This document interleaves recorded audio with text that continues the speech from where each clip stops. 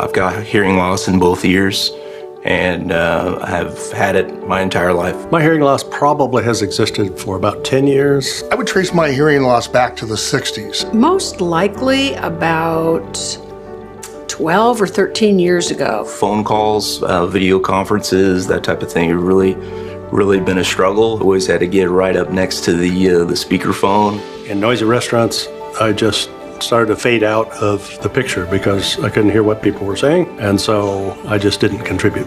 High frequencies are particularly difficult. I was asking what?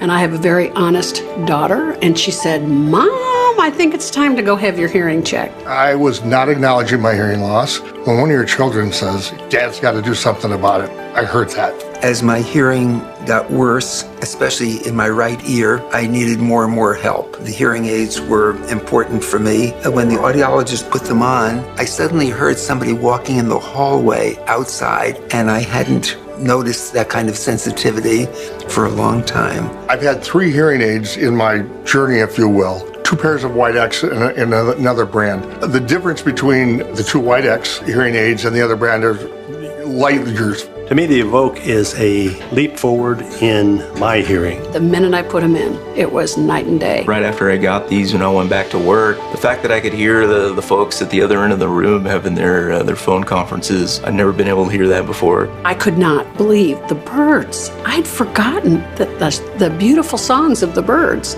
Now, I could probably hear it before, but not to the quality that I was able to hear it. With the Evoke, the first thing I noticed was a much clearer sound. I cannot believe how much I get, and it doesn't matter what the conditions are. The wind noise is definitely something that's been improved upon. It's definitely not as disrupting as the prior generation. One of the great advantages, in my opinion, is the ability to individualize the hearing that I want. I can quickly go to an app that then has preset hearing for that particular situation. I use 3 of the standard programs, and I also use the SoundSense Learn.